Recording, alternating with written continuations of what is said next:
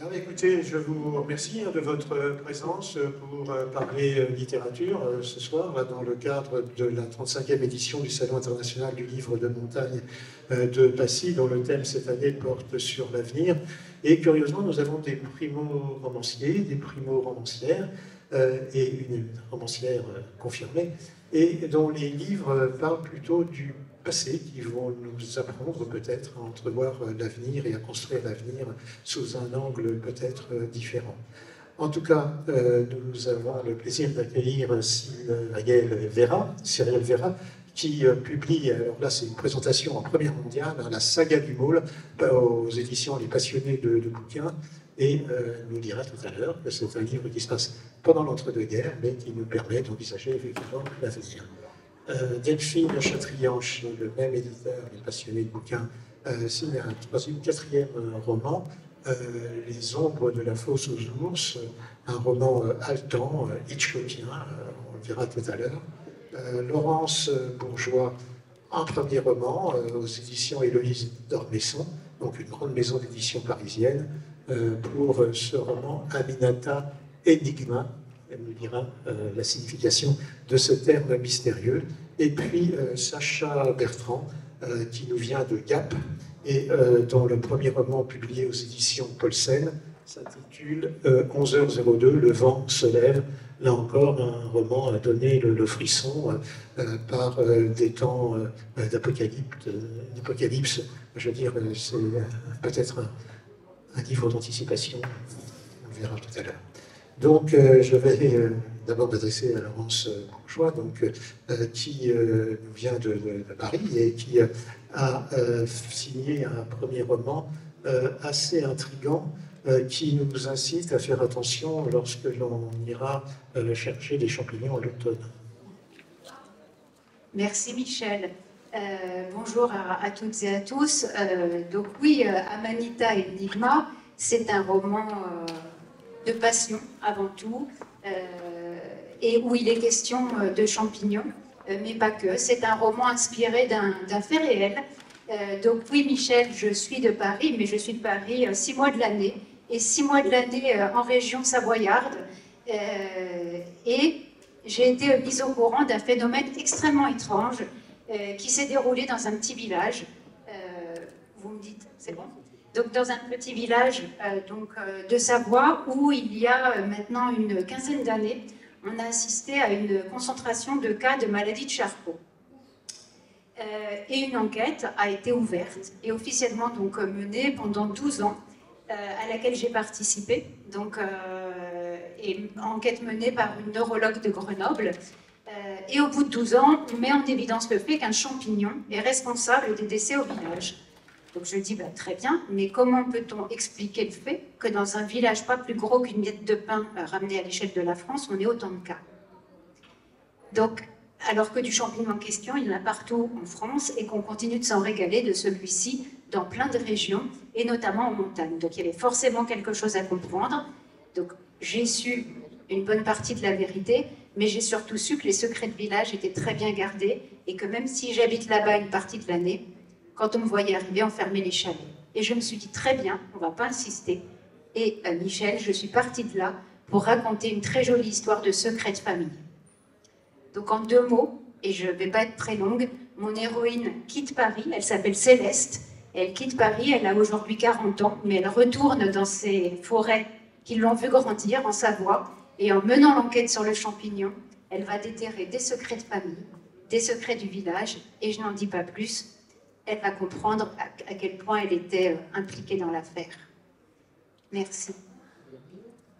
Oui, c'est un très beau scénario pour téléfilm, à diffuser à heure de grande écoute, parce que c'est vraiment à la fois intriguant, mystérieux, et puis voilà, c'est palpitant.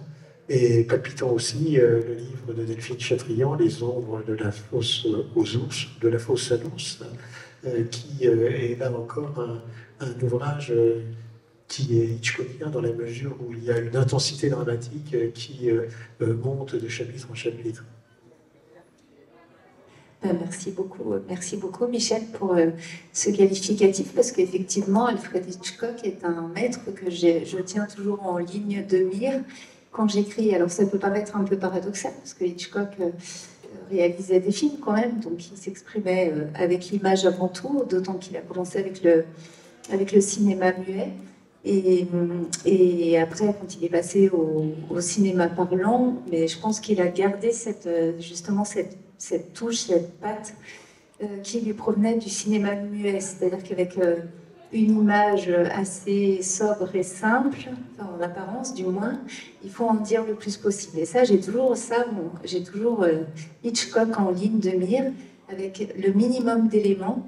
Il arrive à poser des indices et à emmener le spectateur et à faire monter le suspense.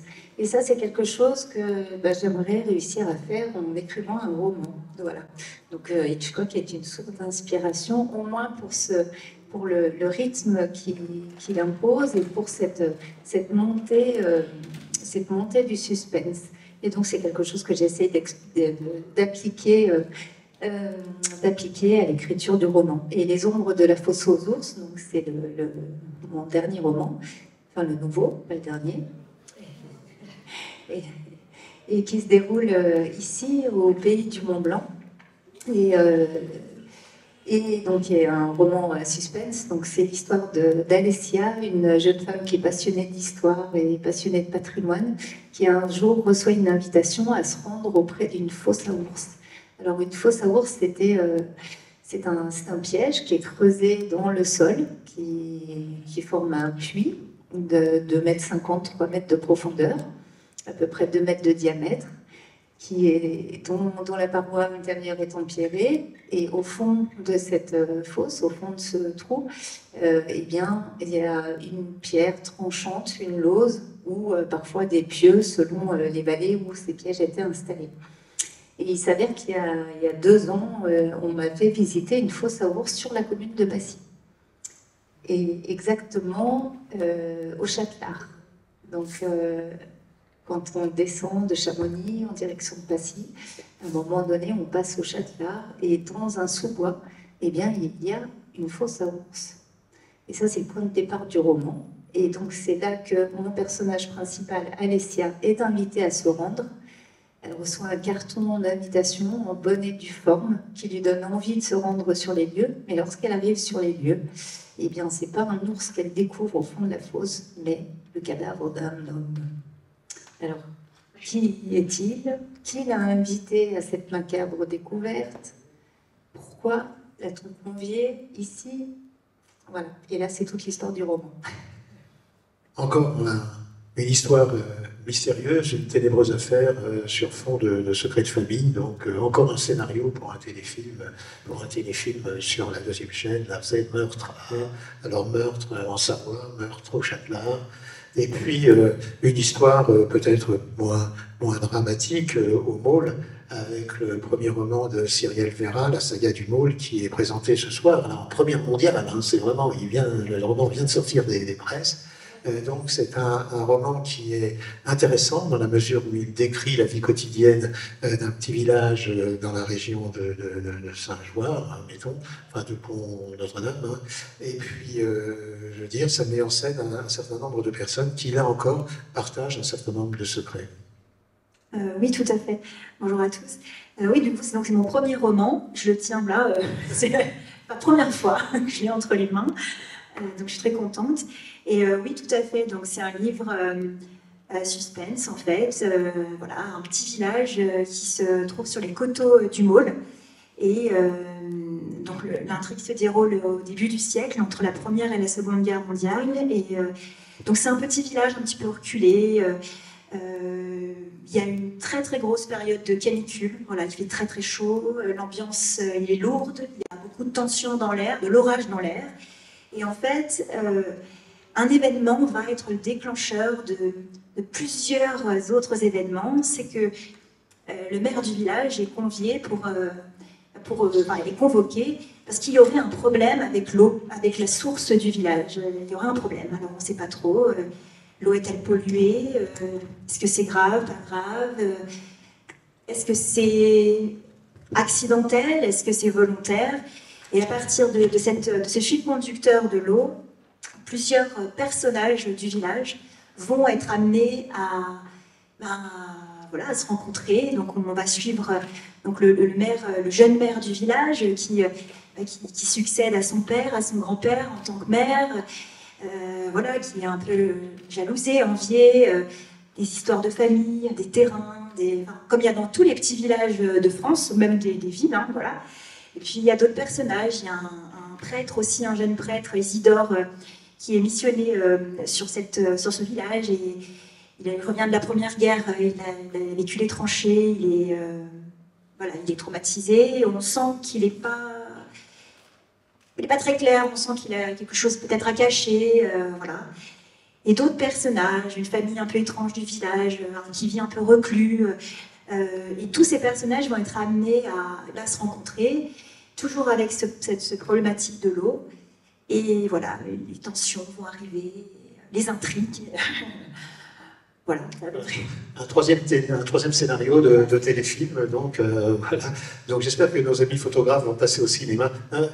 Et là, j'espère qu'il y aura le temps de faire un cinquième, et quatrième téléfilm avec le livre de Sacha Bertrand, parce que finalement l'action se passe après la fin du monde. Hein. Il y a 2 survivants, parce que le vent s'est levé et a tout dévasté, et donc 2 survivants qui vont revisiter le mythe de Robinson, et puis cette dialectique terrible, hein, du maître et de l'esclave. Donc c'est à la fois un roman d'anticipation, un roman, là encore, frissonnant, et un roman vraiment haletant. Merci Michel, bonjour à toutes et à tous. Effectivement, moi j'ai écrit un roman d'effondrement et qui se passe après la fin du monde, mais c'est vrai que dans l'idée, moi c'est pas forcément des histoires qui m'intéressent plus que ça. Mais je me suis finalement retrouvé à en écrire une, mais c'est vrai que c'est plutôt comment on vit après la fin du monde qui m'intéresse dans ce que je raconte ici. Et donc 11h02, Le vent se lève raconte l'histoire de Myriam, qui est la dernière survivante du monde tel qu'on le connaît, qui s'est réfugiée dans une cabane dans la montagne dans laquelle elle vit seule depuis 7 ans, jusqu'au jour où elle trouve dans une tanière un enfant sauvage qu'elle va décider d'élever et qui va devenir son rempart contre la solitude.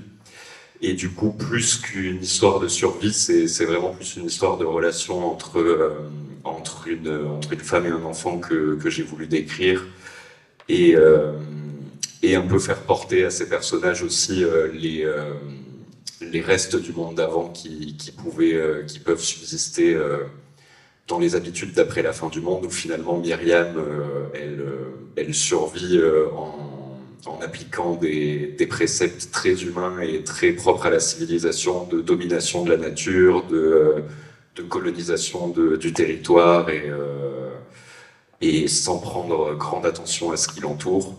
Alors que le personnage de l'enfant sauvage va beaucoup plus chercher l'émerveillement, l'émancipation et le rapport beaucoup plus sensible au monde naturel qui l'entoure. Et donc mon envie était un peu de mettre en comparaison et en opposition ces deux visions pour donner aussi peut-être des clés d'autres manières de vivre dans le futur malgré tout. Oui, c'est un roman sur l'emprise. Sur l'emprise et sur le refus de l'ouverture, parce que dès lors qu'on imagine qu'un intrus va arriver sur le terrain de prédilection de cette Myriam, eh bien, tout de suite, il est rejeté par anticipation. Et pourquoi 11h42 11h02, pardon. 11h02, c'est l'heure à laquelle a explosé la bombe de Nagasaki. Alors, je m'attends pas spécialement à ce que les gens aient la référence, mais ça en fait une tout de même. Et moi, j'ai choisi cette heure parce que c'était un peu... ça représente l'heure de la fin du monde. Dans le livre, en fait, il y a une horloge qui est arrêtée dans la cabane à 11h02. Et on imagine que c'est l'heure où la civilisation s'est terminée. Et je voulais donner une heure qui rappelle que cette fin du monde pouvait avoir, à mon avis, qu'une origine humaine, et qu'il pouvait y avoir qu'une erreur humaine à l'origine de cette catastrophe, et donc du coup faire référence à Nagasaki me permettait de mettre l'humain là-dedans. Et puis Nagasaki, il y a 80 ans exactement, puisque c'était au mois d'août 1945. Et si j'ai attendu avant de présenter Dominique Librèche, c'est parce que la constante dans ces 1, 2, 3, 4 romans qui peuvent être le fondement de scénario, eh bien, il y a dans la qualité du style une musique de film intégrée. Je disais tout à l'heure à Sacha Bertrand que l'on avait l'impression d'un chapitre à l'autre d'entendre les différents mouvements du boléro de Ravel, c'est-à-dire que quand on est sur plusieurs années à vivre dans les suites de la fin du monde, supposé, finalement les journées sont quand même assez répétitives. Donc il y a ce mouvement qui revient de façon incessante et qui finit vraiment d'une façon... on attend le coup de cymbale final. En ce qui concerne le livre de Laurence Bourgeois, on a vraiment, on entend en arrière-fond une musique de film policier américain. Et puis, en ce qui concerne le livre de Delphine Chatrian, c'est plus mystérieux. Il y a vraiment des notes de mystère qui s'égrènent d'un chapitre à l'autre. C'est à la fois très doux et inquiétant. Et puis, la musique du livre de Cyrielle est beaucoup plus légère. Et si je fais cet aparté, c'est parce que Dominique Librèche a signé cette année aux éditions du Mont Blanc, Catherine Destivelle, un très bel album, Les Alpes et les compositeurs, qui est peut-être l'un des livres majeurs de cette saison, où il décrit le voyage dans les Alpes, depuis la Bavière jusqu'à l'Italie, depuis le lac Léman jusqu'au lac des Quatre Cantons, le lac de Lucerne, etc.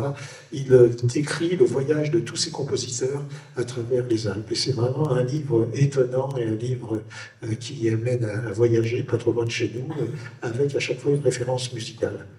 Et je pense que peut-être que dans un prochain livre, on pourra décrire la musique qui se dégage des livres de nos différents invités. Merci Michel. Bon, je suis belge, vous allez l'entendre, tout le monde n'est pas parfait. En général, c'est pas le Belge qui termine au Tour de France. Mais bon, voilà. Je ne suis pas poète, je suis encore moins romancier. Et ce que je fais, en fait, je suis musicien. Je pense que la musique m'aide dans mes recherches. Ce sont des recherches, bien sûr, musicologiques. Mais dans le cas de ce livre, j'ai essayé vraiment d'être accessible, d'aborder l'histoire de la musique d'une manière très pratique et presque, je dirais, autant géographique qu'historique, puisque chaque chapitre, évoque des régions des Alpes. J'ai essayé d'être le plus complet possible, comme disait Michel, en passant par l'Autriche. L'Autriche évoque évidemment immédiatement Gustav Mahler, Anton Bruckner, l'Allemagne par Richard Wagner, Richard Strauss, tous des auteurs, des compositeurs qui ont évoqué les Alpes, leur admiration pour les montagnes à travers leurs œuvres. Pas tous en réalité. Si on prend l'exemple de Brahms qui a vécu 3 étés au bord du lac de Thun, en fait, lui prétendait que la musique n'exprimait rien d'autre que ce qu'elle portait en elle-même, et il n'était pas certain du tout que évoquer un paysage soit possible en musique. Donc il y a eu un malentendu à la même époque, puisqu'il était confronté à Franz Liszt, qui lui pensait au contraire qu'un beau paysage était transposable au piano, en l'occurrence les années de pèlerinage. C'est un petit peu toutes des instantanés musicaux, des instantanés d'histoire de la musique que je raconte, et ça commence très tôt, puisque les premiers musiciens, c'était ceux qu'on a appelés les franco-flamands, compositeurs de la fin du Moyen-Âge, début de la Renaissance, qui traversèrent les cols les plus connus, les plus accessibles, et on remonte dans le temps, on traverse des paysages en hiver, notamment avec Mozart qui va traverser 3 fois le col du Brenner pour aller travailler chez des maîtres de la polyphonie italienne. Et la 3e fois, c'est plus du tout pour apprendre l'écriture musicale que Mozart va descendre en Italie, c'est au contraire pour faire produire un opéra qui n'aura pas de succès du reste. Intéressant de voir le voyage de Mozart, puisqu'il nous raconte, il n'a que 14 ans, hein, il est emmené par son papa, et le froid de l'hiver est impressionnant. Sa maman lui a préparé une crème contre les froids qui sévit, y compris dans les fiacres. On a tous des détails qui sont racontés, qui sont assez croustillants parfois. Et voilà, pour en arriver aux compositeurs français, les lauréats du concours, fameux prix de Rome, puisque le chemin les emmena notamment au col du Mont-Cenis, qui n'est pas si loin d'ici. Et voilà, donc on a Berlioz, on a encore des compositeurs nettement moins connus. Voilà, tout ça pour quand même évoquer aussi le fait que la nature, comme certains instruments typiques de la montagne, ont été inspirants pour tous ces compositeurs. Je pense évidemment au Cours des Alpes. Nous avons le fait de yodeler chez les Suisses, donc passer de voix de tête à voix de poitrine. On a aussi l'écho, le principe de l'écho, qui est quelque chose de fondamental en musique, caractérisé par le forte et le piano. On a les paysages, bien sûr, les paysages pastoraux, ceux des vachers et des vaches, bien sûr, puisque quelqu'un comme Wagner adorait se retrouver au milieu d'un troupeau, trouvait que c'était très musical. On a encore la montagne dite sublime, ce mot qui évoque à la fois la beauté, la grandeur, la majesté des grandes montagnes, mais aussi le côté inquiétant qui est évoqué dans certains opéras. Les premiers opéras du fin XVIIIe siècle, qui sont appelés des pastorales, peuvent être aussi des drames sublimes qui évoquent des accidents, des éboulements. On utilise à ce moment-là de la mise en scène. On a chez Richard Strauss la symphonie alpestre, un monument du genre qui utilise des instruments qui évoquent l'orage, la tempête, puisque Strauss décrit la journée d'un alpiniste, du matin au soir. Voilà, tous des exemples. Et puis il y a aussi des secrets de famille qui sont dévoilés au fil de ces différentes étapes. Il y a des histoires d'amour, des histoires d'amitié. Oui, des histoires qui ne se passent pas toujours bien, notamment le compositeur Tchaïkovski qui a vécu au bord du lac Léman. En fait, il fouillait tout simplement la femme qu'il venait d'épouser et qui ne supportait plus au bout de 6 mois. On lui avait conseillé, son médecin lui a conseillé d'aller en cure du côté de Clarence. Clarence, cette petite bourgade bien connue qui évoque Jean-Jacques Rousseau, lui-même compositeur. Il aurait dû venir en Savoie, on lui aurait confectionné un petit plat avec des champignons, hein, selon certains rituels. Merci Michel. Mais oui, parce qu'on ne l'a pas dit, mais Amanita Enigma est une question de rituel, de pratique, à la fois qui se transmettent de génération en génération et de certaines choses qui se passent encore dans nos villages. Et je crois que c'est ce qui a plu à Héloïse d'Ormesson quand elle a eu le texte. C'est vraiment ce côté mystique du village de montagne qui l'a vraiment interpellée. Et Amanita Enigma, c'est avant tout une histoire de passion, hein. Je suis moi-même passionnée de champignons. Je suis mycologue, au-delà d'être écrivain et auteur. Et donc, voilà, ce livre, Michel disait, sur fond de musique d'un polar américain, mais surtout, voilà, moi j'entends les aiguilles de pin qui craquent sous mes pas, j'entends j'entends la musique de la fougère qui pousse, et tout ça, c'est dans le roman. La musique est importante dans l'œuvre de création de Delphine. Il y a certaines scènes qui se passent dans des églises avec des cantates inspirantes. La musique est importante. Et on a voilà, une musique empruntée à la main au collet d'ailleurs d'Hitchcock, Serra, qui tourne en boucle ensuite. Donc voilà, encore une référence à Hitchcock. Et la musique ambiante est extrêmement importante aussi.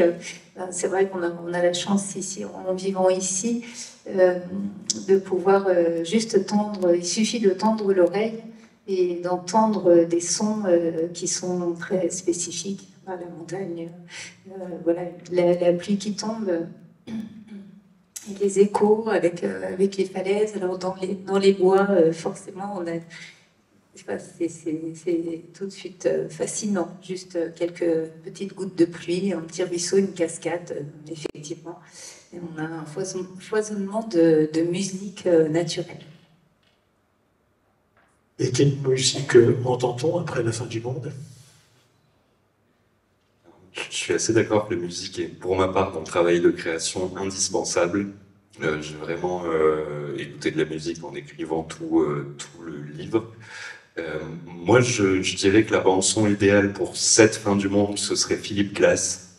Et la musique répétitive, parce que justement, on est sur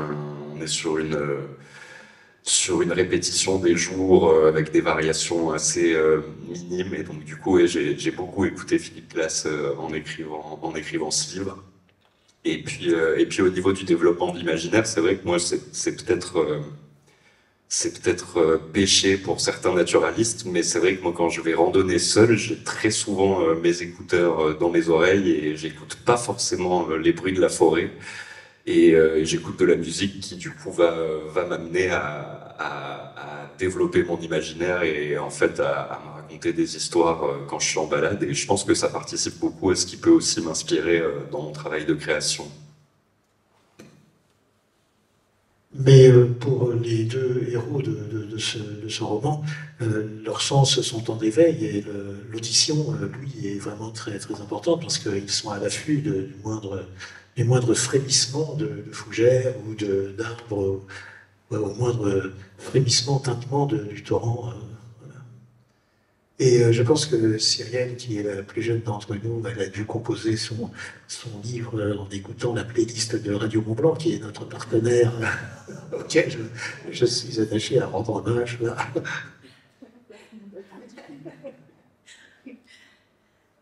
Oui, alors moi, j'ai pas. Dans mon livre, il n'y a pas vraiment je me suis pas inspirée de musique. Après, il y a du bruit, en fait. Alors, je dis pas que la musique, c'est le bruit, hein, c'est pas ça, mais peut-être les paroles des gens, avec toutes les rumeurs, avec tous les problèmes, avec tous les gens qui parlent dans le village, on entend des bruits comme ça. Machin. Ça peut être une certaine forme de mélodie, au final. Enfin, voilà. Mais c'est vrai que... peut-être dans un autre livre, il y aura un peu plus de musique, mais il y a aussi du silence aussi, qui nourrissent le livre. Oui, ce sont souvent les silences qui donnent du relief aux partitions, hein, Dominique. Oui, je confirme. On a, par exemple, chez Mahler, des moments de grande intensité, suite à un climax double forté, triple forté, on n'a plus rien. Et là, c'est le compositeur qui se retrouve au sommet de la montagne, on n'entend plus rien. C'est le silence absolu. Et c'est vrai que, bon, au mois d'août, c'est plus compliqué. Quand on se promène, ma femme ne me contredira pas, c'est très compliqué d'avoir le silence. Mais tout de même. Et c'est un petit peu ce qu'on dit des compositeurs contemporains, c'est que le silence fait vraiment partie de la musique. Tout est noté, on le sait pour Debussy, mais au plus on se rapproche d'aujourd'hui, au plus les compositeurs sont forcés d'insister sur des petits détails qui font que la musique est une espèce de dentelle, peut-être plus difficile encore à jouer aujourd'hui que la musique d'il y a 2 ou 3 siècles. Le point commun de vos différents ouvrages, que ce soit celui de Dominique ou celui des romanciers et romancières, c'est la description des paysages, et je dirais même l'écriture des paysages. Il est évident que quand on est après la fin du monde et qu'il ne se passe rien, il n'y a plus de supermarché, il n'y a plus de courses à faire, il n'y a plus de ménage à faire, enfin je veux dire, la vie quotidienne est complètement bouleversée, eh ben, tenir la distance sur 350 pages dans un univers où il ne se passe rien, je veux dire, c'est un tour de force. Donc je veux dire, pour arriver à meubler le temps et pour arriver à rengainer le boléro jusqu'au coup de cymbale final, eh ben, il faut décrire le paysage et puis raconter ce que voient les personnages et ce qu'ils perçoivent. Oui, effectivement, et pas seulement ce qu'ils voient, mais aussi ce qu'ils entendent, ce qu'ils sentent, ce qu'ils ressentent. Et il y a eu je dois dire que je peux vraiment remercier mon éditrice aussi aux éditions Paulsen à ce niveau-là, parce que la première version de ce texte était beaucoup plus contemplative. Et il y a quand même eu un beau travail en collaboration avec les éditions Paulsen pour amener de l'attention dans cette narration, et ramener aussi de l'attention dans les descriptions même de nature, et notamment en mettant en jeu les autres sens que la vision, notamment, et avec les odeurs, le bruit du vent aussi, notamment, qui est extrêmement présent dans ce livre. Peut-être que pour donner une autre réponse à votre question précédente, le son de la fin du monde, en l'occurrence, ce serait le son du vent, là, qui souffle au point qu'on ne s'entend plus penser, et qui rentre dans la tête et qui siffle et qui souffle. Et c'est vrai que je pense que ça passe effectivement par ce mélange des sensations, et surtout de ne pas d'essayer d'aller plus loin que seulement ce qu'on voit, mais aller vers ce qu'on ressent et ce qui passe par les autres sens également, pour amener à des descriptions un peu plus immersives. Et ce qui est particulièrement inquiétant, mais inquiétant parce que c'est réussi, hein, dans ce roman, c'est qu'on sent la tension entre les différentes personnes, et les différents problèmes sur lesquels ils s'opposent sont des situations finalement très actuelles qu'on peut transposer aux relations que l'on peut avoir au quotidien avec les uns et les autres, que ce soit le problème de l'emprise, que ce soit le problème de l'instinct de survie, que ce soit le problème de l'avenir ou du refus de l'autre. Et c'est peut-être effectivement une matière à réfléchir sur notre futur. Ce qui est le cas également dans le livre de Delphine, parce que finalement ces héros qui se retrouvent au bord de la fosse aux ours, je veux dire, s'interrogent un peu sur ce qu'ils ont fait, sur ce qu'ils n'ont pas fait, sur ce qu'ils vont devenir. C'est très inquiétant, et c'est là encore où on a cette intrigue vraiment très énigmatique et très frissonnante en fait. Oui, comment dire, il y a, je pense que pour envisager l'avenir, indéniablement, il faut garder en tête le passé, et que parfois, surtout aujourd'hui, on a tendance un petit peu à aller très vite et on a pas mal d'incitations à se préoccuper du présent, à vivre l'instant présent, etc. Mais finalement, sans passé, on a du mal un petit peu à avancer. Donc, et l'intrigue de ce roman invite les personnages à aller à se retourner vers ce passé qui n'est pas forcément si lointain du reste. Mais bon, il s'est passé quand même pas mal de choses dans le passé, et qui a nécessairement des conséquences aujourd'hui. Il y a juste une petite anecdote qui a un lien avec l'intrigue qui est nouée dans le roman. C'est que donc j'ai découvert par un ouvrage de Ludovic Caillouet qu'à Chède, donc sur la commune de Passy, il y a l'usine de Chède. Et juste après guerre, donc la Seconde Guerre mondiale, il y avait des prisonniers allemands. Et ces prisonniers allemands donc, étaient employés, enfin, du moins on utilisait leur service dans l'usine, mais ils étaient entre guillemets prêtés aux employés de l'usine. Ils étaient aussi loués à ceux qui n'étaient pas employés par l'usine. Donc c'est assez terrible de pouvoir lire ça, de pouvoir être confronté à ce genre de comportement humain entre deux personnes humaines finalement, mais bon, qui peut se comprendre après ce qui avait été vécu juste pendant la guerre, n'est-ce pas? Et donc on peut imaginer ces relations extrêmement tendues, et pourtant aujourd'hui je suis assez fascinée, on peut se rendre en Europe de l'Est très facilement sans creuser aucun poste frontière, et pourtant voilà, c'est pas si loin de nous cette histoire-là. Et donc voilà, ça nous invite à rester vigilants peut-être en permanence pour se tourner plus sereinement vers le futur. Bon, c'est peut-être un peu idéaliste comme propos, mais bon, si on garde tous ça en tête, ça peut être intéressant pour vivre en société. Oui, et puis il faut un peu d'idéal, parce que sans quoi, effectivement, ce serait triste, ou ce serait la fin du monde, c'est clair de dire. En tout cas, règlement de compte en savoir, règlement de compte en savoir, voilà un point de convergence entre les deux départements. C'est terrible, cette façon cette acrimonie qui est ressassée et qui est confite, alors en l'occurrence dans les caves mystérieuses, différents isolés. Oui, règlement de compte, et Delphine vient de parler effectivement des interactions passées sur le présent ou vice-versa, et c'est surtout ça, Manita Enigma, c'est est-ce que si on déterre ses racines, quand on va creuser dans la terre, est-ce que c'est pas là qu'on peut découvrir justement ses racines? Alors Céleste, l'héroïne, quand elle quitte Paris et qu'elle arrive sur ces terres de naissance, elle comprend qu'il s'est passé quelque chose, elle hésite à y aller parce que ce qu'elle sait, ce qu'elle sent, c'est que ça peut faire très mal ce qu'elle va découvrir.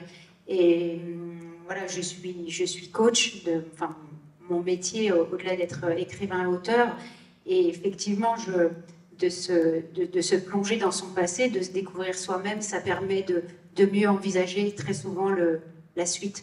Donc c'est aussi le sujet du roman. La vie d'une mobilette.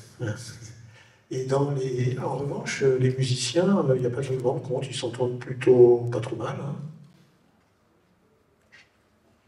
Vous voulez dire qui ça? Les compositeurs? Oui, les compositeurs, je ne parle pas de parce que les musiciens c'est peut-être autre chose, mais les compositeurs que tu décris dans ton livre. Il est vrai que par recoupement des chapitres, on rencontre des gens qui s'aiment bien, qui s'apprécient, qui sont copains. Schumann, Mendelssohn, Brahms, ces gens-là s'apprécient fort. Et d'ailleurs, je pense que si Mendelssohn est parti seul sur les sentiers à pied de Suisse, qu'il a traversé le lac Léman, le pays d'en haut, qu'il a atterri dans la Appenzell, avant de retrouver son frac de concert, il a pratiquement rencontré personne, mais tout ce qu'il a vécu est expliqué dans le livre. Et au fond, il est inspiré par son copain Schumann qui est parti 2 ou 3 ans avant lui. Ce sont les grands tours, comme on dit. Ce sont de véritables épopées à l'époque, parce que le train n'existe pas. Il faut se souvenir que Wagner a vu à la fin de sa vie la construction du Gotthard.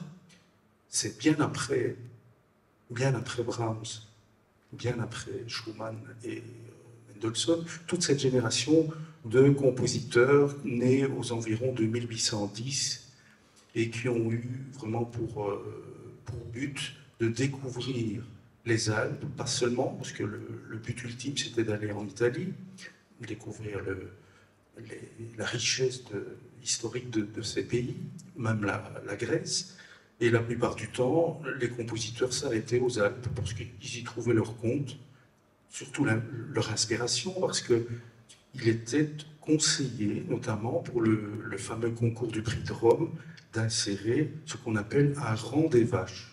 Cette petite mélodie rustique, très ancienne, monodique, donc pas d'accompagnement, et qui était censée ramener les troupeaux des vaches. Alors, il fallait insérer un rang pour autant qu'on puisse l'entendre, parce que c'est, par exemple, Gounod, il est parti un mois avec sa maman, il ne parvenait pas à obtenir le prix de Rome. Première fois, échec, deuxième fois, et la troisième fois, sa maman lui dit, bon, on va en Suisse et on va essayer de trouver un rang. Ils n'ont jamais entendu de rang. Il est revenu bredouille. Par contre, Berlioz, Brahms, le son du corps des Alpes s'est souvent inspiré du rang de vache. Voilà. Oui, ils ont été inspirés par les musiques, par les mélodies locales des terroirs qu'ils ont traversés. Et ils ont fait le tour de Suisse, et c'est ce qui a donné le nom, c'est l'étymologie du mot touriste, ce grand tour. Et la constante donc entre vos différents livres, c'est qu'il y a quand même une inspiration à partir des traditions locales, que ce soit pour certains compositeurs, que ce soit pour l'un de vos personnages. Et j'aurais voulu en savoir davantage sur la façon dont vous avez publié ces livres. Tu disais tout à l'heure que le livre avait été travaillé plusieurs fois. C'est un travail de titan, parce que c'est difficile de recomposer son texte, d'en retirer des chapitres, d'en ajouter, de corriger. Ouais, effectivement, moi j'avais écrit un premier jet de ce roman il y a 7 ans. À l'époque, je l'avais envoyé à tout un tas de maisons d'édition et ça n'avait pas donné grand-chose, j'avais eu assez peu de réponses. Et j'avoue que je ne croyais plus forcément tant que ça en ce texte. Et puis quand même, il y a 2-3 ans, je crois que la collection de La Grande Ourse existe aux éditions Paulsen, donc elle n'existait pas encore au moment où j'ai écrit ce texte pour la première fois. Donc c'est une collection de fiction. Donc je me suis dit que ça valait quand même la peine de le renvoyer maintenant que je savais que cette collection existait, et j'ai effectivement bien fait puisque Aurélie Charron, l'éditrice en charge de la collection, m'a rappelé assez vite après l'avoir lu. Et pour le coup, le premier jet, je l'avais écrit en 1 an, vraiment au fil des saisons. À cette époque-là, l'histoire se passait juste sur 1 an, et je l'avais vraiment écrit au fur et à mesure de l'année, en m'inspirant beaucoup de ce que je pouvais voir en randonnée, justement au fur et à mesure de mes balades ou quoi, ce qui a beaucoup informé les descriptions du roman. Et puis après, là, ça a été un nouveau travail, du coup, 7 ans plus tard, de réécriture, et pour tout dire, je crois qu'il reste à peu près 4 paragraphes de ma première version qui sont dans cette nouvelle version, et donc ça a été vraiment une refonte totale de l'histoire, notamment aussi pour répondre un petit peu aux exigences de la collection, dans le sens où c'est quand même une collection où c'est pas mal de bouquins avec beaucoup de tension, plutôt des thrillers. Et c'est vrai que pour le coup, on avait déjà le côté naturaliste, mais c'était beaucoup plus contemplatif dans ma première version, et donc on a vraiment fait un travail en commun avec l'éditrice pour amener de la tension à la fois dans l'histoire et entre les personnages. Alors, tension d'un côté, mystère de l'autre. Est-ce qu'Héloïse d'Ormesson est très exigeante? Elle a fait réécrire le manuscrit combien de fois? Alors, il y a eu, juste en 2 mots, l'avant Héloïse d'Ormesson, parce qu'en 2014, j'ai mis le point final à un roman qui s'appelait La panoplie de la sardine.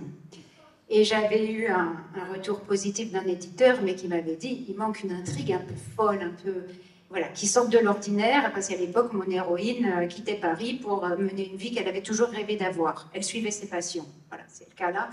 Et 2014, finalement, je n'ai pas donné suite. J'ai gardé dans un coin de ma tête La panoplie de la sardine. En 2019, je dîne avec nos plus grands mycologues, puisque je passe le diplôme. Et là, on me dit, tu veux une histoire intéressante? Voilà ce qui s'est passé dans ce village. un signe ou pas. J'habitais à côté du village une partie de l'année en Savoie. Et là, je travaille un nouveau texte qui s'appelle donc Amanita Enigma. Ça, c'est Héloïse d'Ormesson qui l'a trouvé. Et je m'accroche parce que ma vraie volonté était de partir avec les éditions Héloïse d'Ormesson. Donc Héloïse, la fille de Jean, qui a monté cette boîte il y a maintenant une vingtaine d'années. Et non, Michel, le texte n'a pas été beaucoup retravaillé, si ce n'est que ça s'est passé sur 1 an et demi d'aller-retour avec l'éditeur, avec des phrases assez sibyllines. La partie 1 est mieux ficelée que la 2. Ah bah finalement, vous avez retravaillé la 2, mais on trouve la 1 moins bien. Donc bon, au final, ça l'a fait, comme on dit, et j'en suis absolument ravie. Et si vous voyez ce champignon en marchant dans les bois, surtout, faites attention. Mais c'est pas celui-là, c'en est un autre, mais celui-là, il faut faire attention aussi. Hein. Et alors, là, passionné de bouquins, c'est difficile. Le premier roman, comment ça se passe? Moi, je suis très très heureuse. Hein, voilà, c'est vraiment une. Moi, j'avais envie d'écrire depuis un petit moment, et puis je me suis lancée. Voilà, j'avais presque un besoin aussi d'écrire, et puis j'avais cette idée, vraiment, ce scénario-là dans ma tête, et puis du coup, voilà, c'est grâce à vous, Michel, parce que voilà, vous étiez mon référent dans le cadre de mon travail, et vous m'avez dit, si tu écris quelque chose un jour, tu me le fais lire, et puis je verrai, quoi. Et du coup, vous allez bien aimer, vous m'avez orienté vers les éditions Les Passionnés de bouquins. Et donc, du coup, voilà, j'ai fait des beaux remerciements à Michel Morisseau. Non, mais voilà. Et après, c'est vrai que j'ai mis un peu de temps parce qu'en fait, j'ai commencé l'écriture et puis alors, je travaillais, alors je faisais ça un peu entre midi et deux. Il fallait se replonger dans le truc. Enfin, voilà. Après, j'ai eu ma petite fille, donc j'ai eu une coupure d'1 an. Puis après, le parcours de publier un livre, c'est assez long, hein. C'est vrai que le temps qu'on envoie, qu'on attend les retours, qu'on ait les corrections. Alors, moi, j'ai eu quelques corrections. Après, c'était surtout le contexte, parce qu'à la base, j'avais fait un roman. Alors, l'intrigue, l'histoire n'a pas bougé, mais mon roman était plus campagne, en fait. C'était moins axé montagne. Et du coup, on a retravaillé cet aspect-là. Et qui sert bien le livre, qui sert bien l'intrigue, en fait. Au final, je trouve que ça amène un plus. Et donc voilà, on l'a positionné plus avec cette ambiance, oui, d'alpage, et puis peut-être un peu plus, oui, ça crée un climat plus mystérieux, austère. Enfin, voilà. Un livre aussi complet que celui-ci, ça m'a demandé un travail considérable. En fait, le livre, je l'ai écrit principalement au moment de la pandémie. Et au fond, l'idée est venue du confinement. On ne pouvait pas bouger, on pouvait voyager derrière son bureau, c'est tout. Donc je me suis mis à compiler des tas de choses. Et j'ai eu cette chance extrême de rencontrer, je ne l'ai pas rencontrée, elle m'a téléphoné, Catherine Destivelle. C'est une famille de musiciens aussi, il ne faut pas l'oublier. Donc elle était intéressée par le sujet. Et 2 jours avant de signer avec Catherine, j'avais un éditeur suisse qui m'avait téléphoné. Ça m'intéresse beaucoup, mais on prendra que la partie helvétique. Du coup, tout ce que j'avais travaillé sur les Autrichiens, mais ça passait à la trappe, donc ça ne m'intéressait pas trop. Je perdais de tout ce que j'avais travaillé sur les grands post-romantiques allemands, autrichiens. Donc voilà, j'ai tout simplement laissé tomber les Suisses et voilà. Je me suis retrouvé chez Catherine et je suis bien content. Oui, et puis pour notre plaisir de lire, hein, parce que c'est vraiment un ouvrage passionnant. Et alors, quand on est à son 3e ou 4e roman, est-ce que, voilà, la roue tourne de façon plus aisée, plus facile? Oui, ça va, oui. Oui, ça va bien. C'est surtout au moment à partir du moment où je commence vraiment l'écriture du roman. Là, c'est un travail assez intensif pendant quelques mois. Et j'écris le matin, le lendemain matin, je relis ce que j'ai écrit la veille. Et donc, je corrige, je transforme. Et voilà, donc c'est surtout à ce moment-là que le travail est intensif. Après, tout va bien. Et c'est pas jamais dans la douleur, en tous les cas. Oui, et c'est jamais dans la douleur non plus pour le lecteur, hein, parce que la constante, hein, c'est que ce sont des livres qui sont très agréables à lire, même si on a peur, hein, parfois, et même si on s'inquiète pour les personnages. Est-ce que vous auriez des questions à poser à nos amis? Non, sans quoi, s'il n'y a pas de questions, je vais juste leur demander en un mot quels sont leurs projets. Oui, alors, oui. Est-ce que vous auriez des exemples précis de la partie musicale qui doit faire référence à un chant, je ne sais plus quel mot vous avez utilisé, mais pour avoir écrit rock, il faut... Oui, effectivement, il s'agissait du rang des vaches, qu'on écrit R-A-N-Z, mais qu'on prononce rang. En fait, si vous prenez le troisième mouvement de Tristan de Richard Wagner, il y a un rang des vaches qui est évoqué, forcément au corps. Ici, il s'agit d'un corps anglais. Si vous prenez un mouvement, le final de Brahms, première symphonie, vous entendez un rang des vaches. On peut continuer. Et à quel moment C'est le final. Final première symphonie. Un magnifique solo de corps. Il l'a entendu au sommet du Rigi. Est-ce que vous, donc un mot pour vos projets? Quels sont les prochains musiciens qui seront mis à l'œuvre? Moi j'ai un petit projet sur la journée de la bataille de Waterloo. Voilà.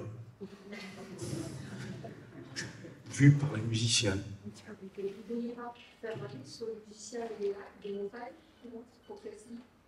Ou la mer, tout est possible, bien sûr. Oui. Moi, c'est pas dans mes projets, non. Je sais que Catherine Destivelle compte sortir un livre, le pendant de mon ouvrage, mais sur les tableaux, les peintres. Oui. C'est tout à fait naturel. Et les frites ne sont pas une source d'inspiration pour les musiciens en Belgique? Non, pas encore. Peut-être Manacupis, oui. Cyrielle, un deuxième opus? Oui, alors déjà, bon, aujourd'hui c'est le lancement, donc je vais savourer le moment, voir comment ça va se passer. Mais c'est vrai que oui, si. Alors, l'intrigue, on sent qu'il peut y avoir une suite. On n'a peut-être pas les clés de tout, donc oui, si ma maison d'édition est OK, moi j'ai la suite. Après, bon, ils ont déjà validé le titre, la saga du Maule, qui peut laisser entendre que c'est une saga avec peut-être 2, 3, je ne sais pas. Donc voilà, donc ouais, si c'est possible, super. Bonne chance. Delphine? Oui, moi, entre l'écriture de 2 romans, j'aime bien prendre des respirations avec des poèmes. Et il s'avère, donc j'ai un recueil de poèmes qui va sortir fin septembre, qui s'intitule Voyage au ralenti. D'accord. Et Sacha? Oui, aux éditions Livre du Monde.